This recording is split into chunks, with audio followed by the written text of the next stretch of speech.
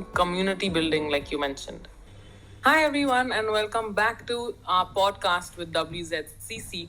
Joining us today is Edul Daver, the man behind WZCC, a successful businessman, but more importantly, a mentor, a person, a community builder, a heart.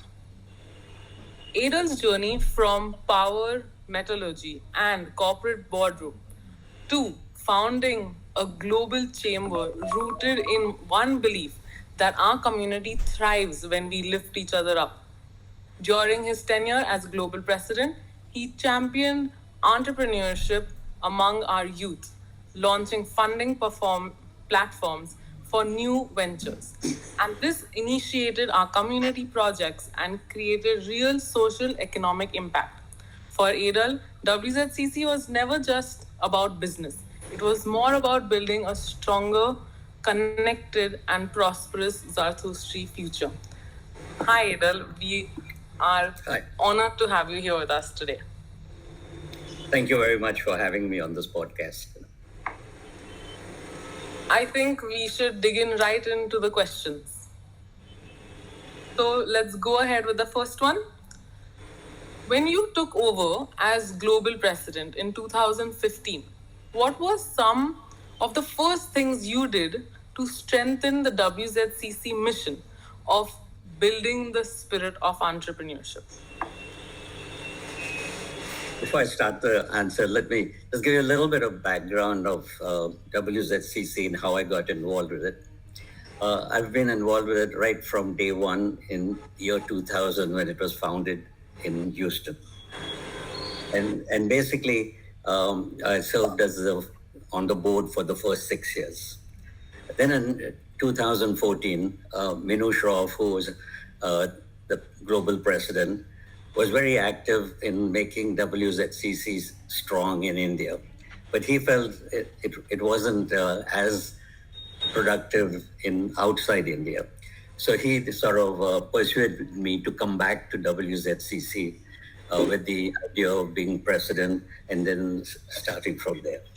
So in 2015, when I started, the first thing I found out that the communication was lacking with global communication was lacking.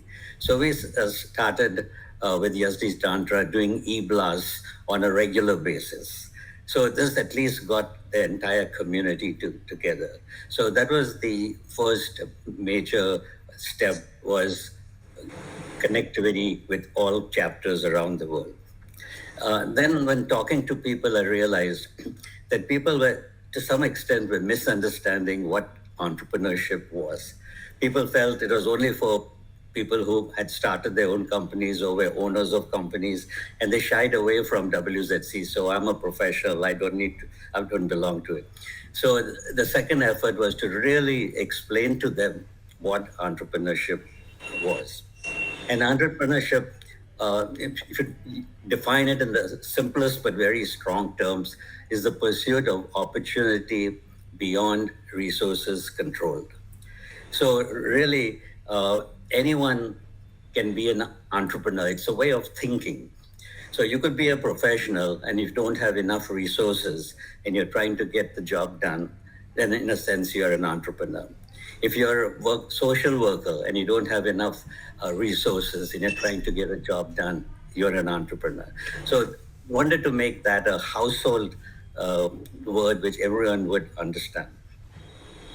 Then basically the first thing we realized at that point that we had to bring in the youth as early as possible.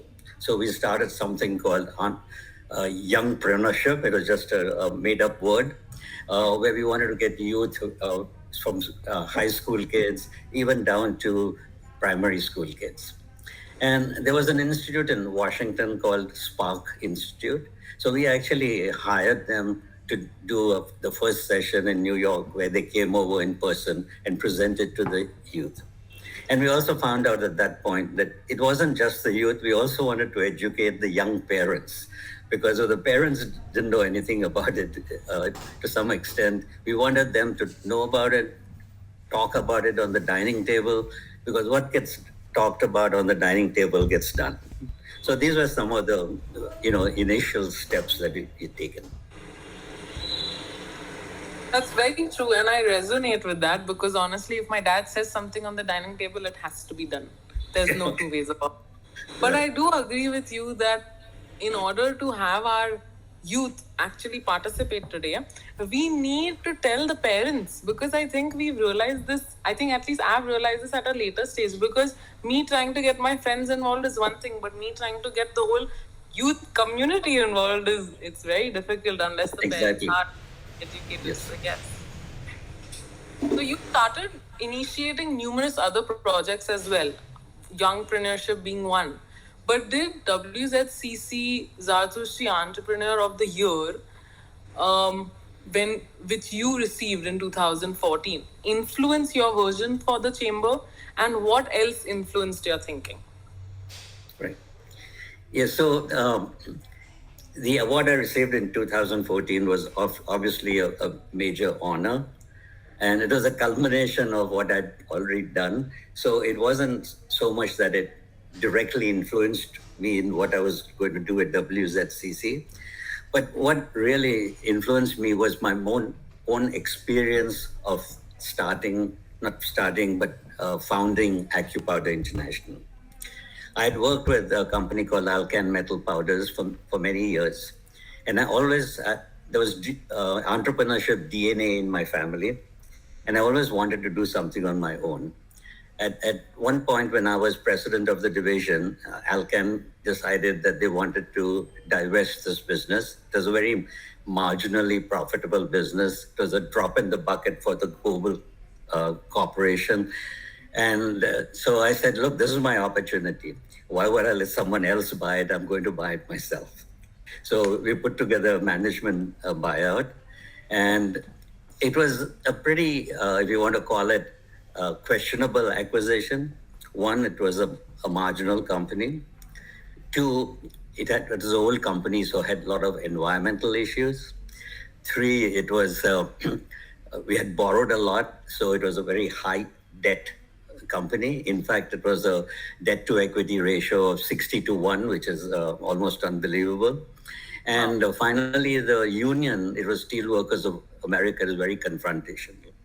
So everyone I talked to said, are you sure you're taking the right decision? And, I worked with it. I knew where I could improve it. So I decided to take the plunge and do it. And we introduced a lot of items more or less intuitively. For example, the first thing we did on day one was introduced a profit sharing plan. And basically, 20% of all profits would be shared. And I explained to all employees that if we fail, we're all going to be without a job. If we are successful, you'll make more money than you ever did before, and you'll enjoy coming to work. So with that and 100 other things that we implemented, it was a real success. And I felt that, look, why is more people in the community not doing this? So that was sort of my thing of entrepreneurship. And then a lot of this, as I said, was we were doing intuitively. Then I heard about a course at Harvard called OPM, owner, president, manager. So you have to be an owner of the company and be running the company. And it was a 3-week course over a period of 3 years. 3 weeks, 1 year, 3 weeks, second year, 3 weeks, third year. Wow. And you obviously learned a lot about entrepreneurship, but you learned as much from your colleagues who were with you running their own businesses. So this was a real eye-opener, and I was able to correlate to what I was doing intuitively with actual theory and what it is. So these two items really, made me absolutely passionate about entrepreneurship. And I said that every Zoroastrian, every person individually, I'm always talking about it, and said they must at least consider entrepreneurship. If they don't want to get into their business, fine, but at least think entrepreneurially, use that as a professional. And that is what I tried to bring into WZCC. And it was a little challenging in the beginning because a lot of the directors were rather slow moving, and I was trying to push them fast at a very fast clip to accomplish things. But that's how we started, got going with some of the programs that we implemented later on. Wow, that sounds really, really motivational, I think, for the youth, because especially when they think that a job is the start and end of everything. Today in our community, our community is known for our entrepreneurship for over generations and plus all around the world. It's not just in India. So I think the youth should definitely take some interest from this.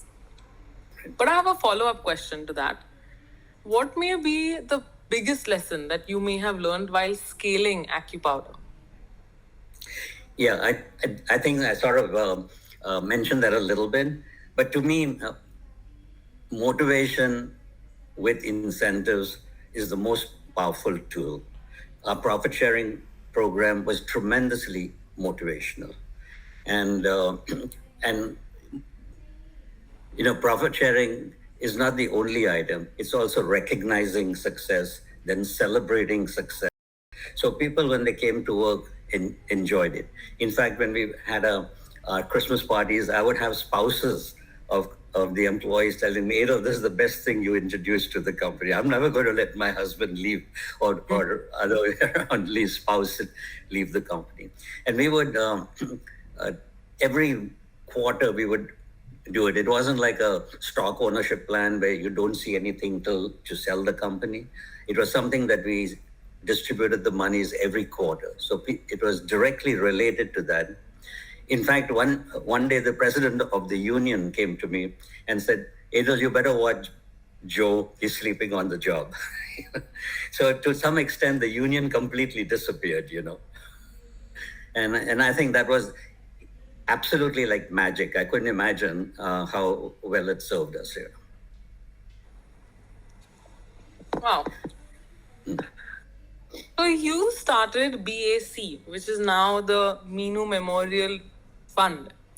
So Meenu Shroff Memorial Fund, and ZEDF, which is Zarathustra Entrepreneur Development Foundation, to help fund our budding entrepreneurs. So would you say that it has succeeded, and what kind of businesses are you funding? Yeah. So this was something which the directors talked about literally from day one. We wanted to get to this point. And it went on for a decade, nothing happened. Then actually, Meenu Shroff obtained a sizable donation from, I believe, Palanji Mystery. And that was donated, monies was housed with the Bombay Panchayat. And Meenu Shroff actually worked at giving couple of loans during that period. And that was a start, but I'm not sure exactly what happened. The whole program between BPP and WZCC then stalled, and it just sort of disappeared.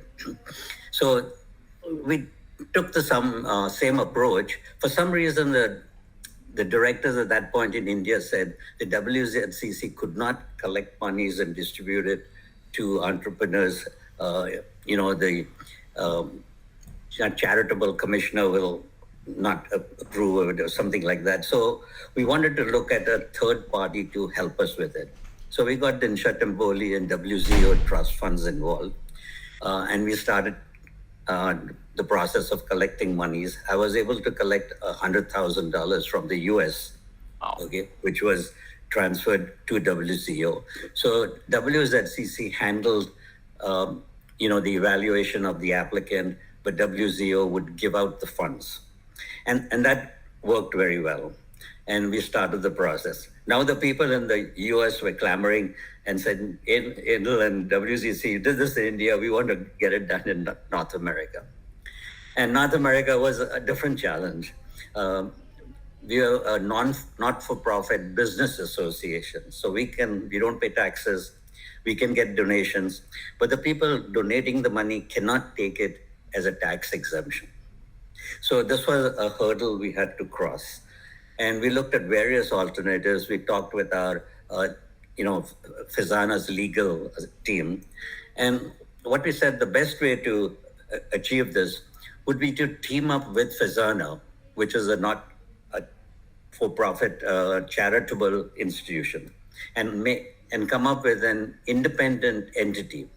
So we came up with Zoroastrian Entrepreneurship Development Foundation, which is completely independent, but is co-founded with Fazana and WZCC. And Fazana's status helped us get the nonprofit status, what we call 501c3 entity. So that's how it got. It was a real challenge. Of anything, out of all the 6 years, getting these two things going was like almost a full-time job. And so that's the way it went on. People really appreciate it. And to answer the second part of your question, what type of companies this would be most applicable to?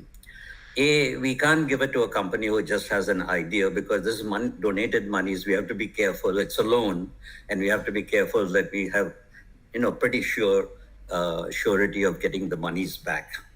Okay. The other thing is, if people wanted a lot of money, we were not in a position to do that. And in the United States, there's a lot of venture funds, there's a lot of private equity, there's no shortage of money. The people who were really having problems getting money is like small businesses. You want to start a restaurant, you want to start a hair salon, you want to start a beauty thing, you wanted to so one of our applicants was a restaurant, one of the applicants was a hair salon. We had another one who did commercial embroidery for promotional items, where you make a logo on a shirt or a cap. So that's a thing. We gave money to a dentist who wanted to expand, wanted equipment, new equipment, and wanted to expand. We gave money to a real estate person who's is involved in rental units. So those are the type of companies which benefit the most from us. So if they're really huge, obviously at this point, the maximum monies we give in the United States is $50,000. Okay, so that is a big amount for a small company, but a very small amount for something which has, wants to start something very big. So it's really caught on. We've given 11 loans, and we also decided that we'll save 15% of this monies and make it into an educational grant. So if someone wants to study entrepreneurship, even at the undergraduate level or the graduate level, could be a different major, but they need to have sufficient interest in courses in entrepreneurship. And we are giving out loans of up to $15,000 for educational purposes. So it's a real game changer, and hopefully it'll keep going as we go forward. Yeah, because listening to you, I think WZCC just has it all. You don't have to jump 3 organizations to get it, because you're getting everything at one platform. And I think the youth should be more, awareness should be spread about it, because it's like you're missing out if you're not part of us yet. Yeah. Actually, one thing I would like to add is that this is like debt financing, which we give loans, but we can't do equity financing. The charitable laws wouldn't allow us to invest in a company. And so for that, we have our Tiger's Den, where people make pitches, and then private investors can get into that. So we offer that as a vehicle for equity financing also. So we cover both ends, debt financing and equity financing. And I think Tiger's Den takes place at every convention conclave that we've ever had so far. Right. So I think WZCC is covered on that front. Yes. So I have a follow-up. How did you shape WZCC's mission to go beyond business to community building, like you mentioned? Right. That's a tough objective, to take it from a small business thing and sort of impact community. But to promote the idea that WZCC wasn't just for a business, we started a program called Socio-Economic Projects. So again, we spoke to WZO trust funds and said, you have a need for something. And we were told, one of the first items we were told is that there's this senior citizen in Navsari, and they were essentially had cold water for bathing. They didn't have hot water. So we said, look, we would like to do a solar project and put in a hot water which is heated by solar energy. So it was not only doing a socio-economic project, but also getting renewal energy and sustainable development into the thinking. So we collected funds and did the project. It went off very well. We got a lot of publicity. So it had a second advantage of it, a way of people knowing what WZCC is doing. So that was one project we did. Another project, then we asked, what else can we do? And apparently there's a village called Badripada, which is on the border of Gujarat and Maharashtra. And they had no running water. They would go to the stream or cross the stream or have to go, tankers come in to give water. So we collected monies again and put in a deep well and basically piped it into the village so people had running water. And we are concerned about the quality of the water, but it turned out it met the potable water standards. So we didn't have to put in any additional work as far as purifying it. So that was the second project we did. Then we went to a third project. It was very, very ambitious. It was creating water from air. Wow. This project didn't quite pan out because we were willing to put in the capital, but the cost of maintaining it and operating it was more than what they could buy in tankers. So it didn't look like a viable project. But by that time, it was difficult to keep raising monies constantly for this. But the idea was, people understood now that we did socio-economic projects and social workers, when they have limited resources, are entrepreneurs. So that really got us going. Then the second item we did was we had left out the students and we wanted to do something for them. So we created an entity called ZFN, Zoroastrian Faculty Network. And this was hoping that faculty would get together and then they would help in some form or fashion to industry, like there's a lot of faculty, so help Zoroastrian entities. Well, it didn't quite pan out. And as entrepreneurs, we decided to not keep pushing and we pivoted and we said, look, students need the help. So we changed it to Zoroastrian Educational Network, Zen.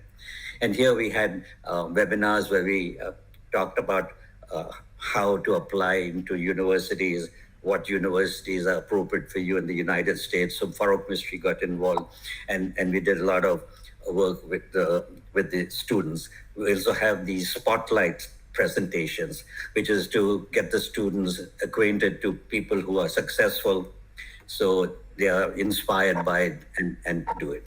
So these were some of the projects.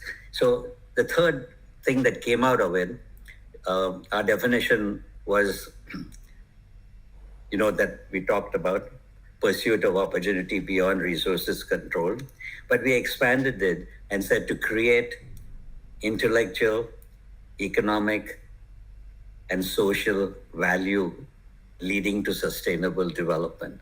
So we expanded the definition where we brought in universities, intellectual, or even for businesses to succeed, they have to have intellectual power. And then when you succeed, you have to work with the community, give back socially to the local environment. So we made it into a real nice definition, a very powerful definition if you look at each word in the definition, And that's the way we brought the community into WZCC, I think one takeaway I could have from this, multiple, but one which stuck with me was you knew that the maintenance was not going to be affordable in the long run and you put your foot down and stopped right there. Sometimes, even though the project may seem like an insanely, something that would maybe run really long, but in the long run, if there's no capital to keep it, Absolutely. As an entrepreneur, you move fast. There's no nothing wrong with failing. You learn from it and proceed. If you can't proceed, you pivot and do something else. You have to Absolutely, because I think that's my biggest take back from this answer, at least, because I think the youth should know that your idea and project may seem so grand when you actually think about it and sit down, but when you actually do the logistics and the calculations, sometimes it just is not meant to be. Right.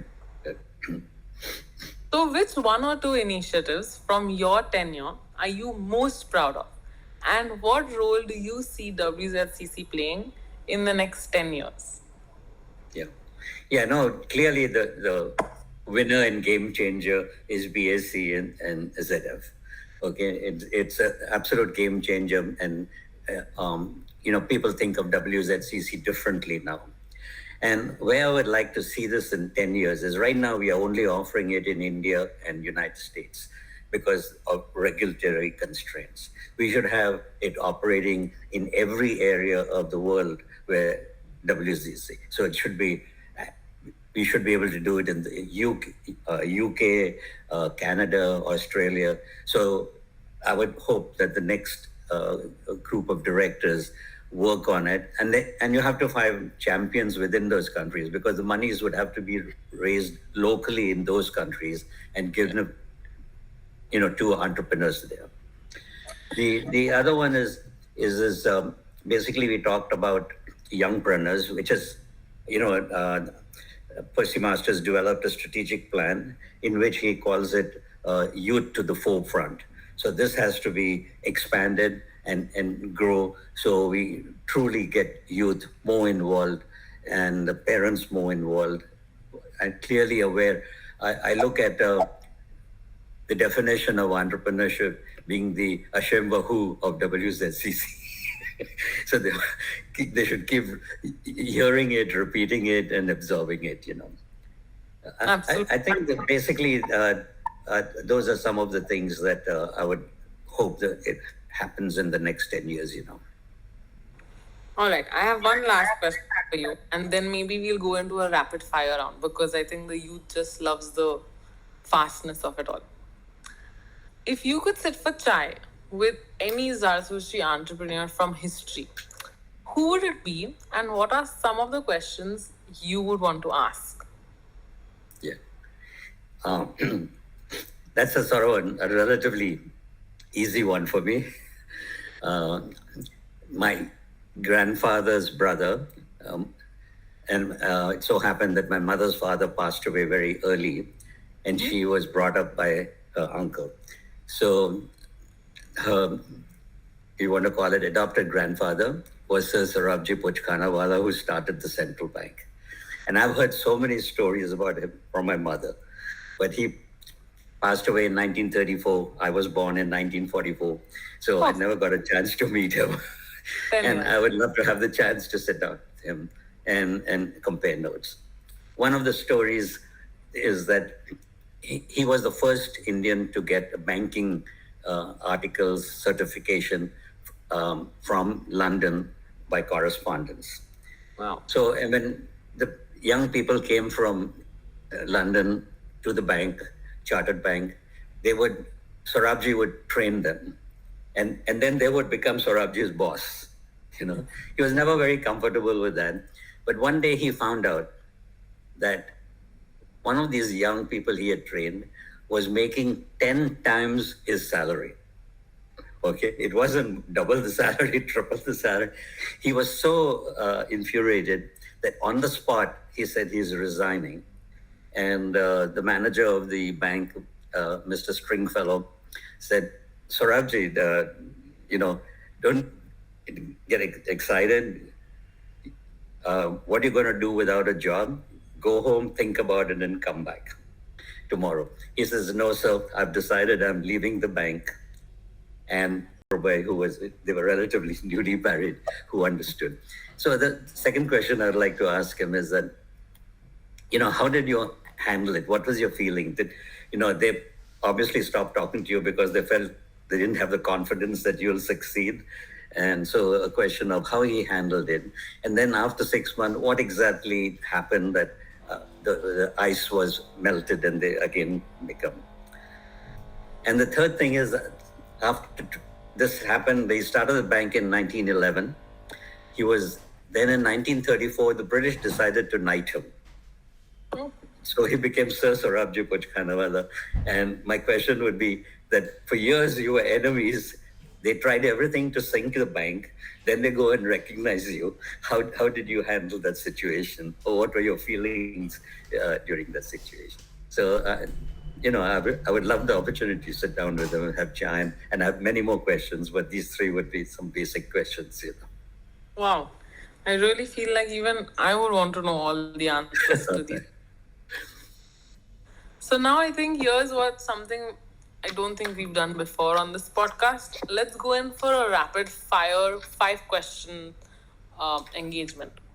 So whatever at the top of your head is what comes out. Okay. So whenever you are ready, we shoot. Yeah.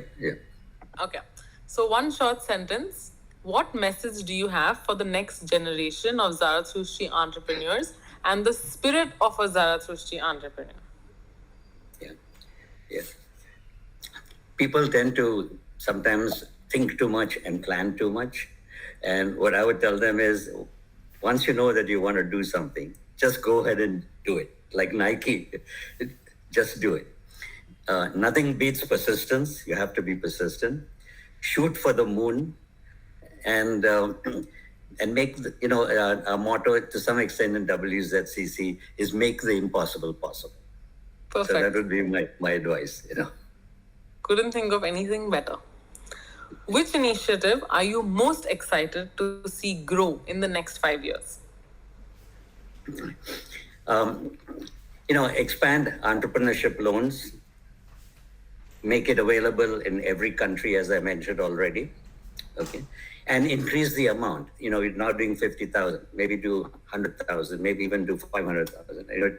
If maybe one of the entrepreneurs succeed, they'll give back a big amount to ZF and we'll have more funds available. Why not? What advice would you give to a 20-year-old wanting to start a business? Yeah, I think my advice is that work a few years in a business, learn the ropes, make the contacts, and then dive in. Okay, so don't overdo it, studying every possible thing that could go wrong, because you'll find a lot of things that can go wrong and then you won't step up. So another thing is when you start the business, I've told youngsters, try to be the first in the business, that you've got something brand new to offer, or be different. It's no use starting something which already exists, be different. Finally, if you are starting something which is ongoing and same, you have to be best. So be first, be different, or be best, or of course a combination of all three. Why not? But if you had to, would you tell that 20-year-old to work for a few years, meaning 2 or 3 years, or maybe around the scale of 5 or 7? Yeah, whatever they feel they're comfortable with, as far as, but a lot of people get into something completely unknown to them. In fact, we had one lady come and say that I want, there's an car towing business for sale. Should I consider buying it? I said, what do you know about it? So if you were working in a car towing business for a few years, you know exactly how it works. And that cuts down your learning time tremendously. So I said, don't in a hurry. You graduate, if you know what you're interested in, work for a few years. And another thing is network, and make some contacts. Once you have contacts, when you get started, these contacts come and help, And that's literally WZCC, network and contacts. Yeah, exactly. Yeah. What is one piece of advice that you would give to a 20-year-old to do on their first day of business? Yeah. I'm a complete believer in profit sharing. Okay. So I would say on the first day, make sure that the people working for you know your mission, what the company is about, and then explain to them very clearly in exactly the words I'd used.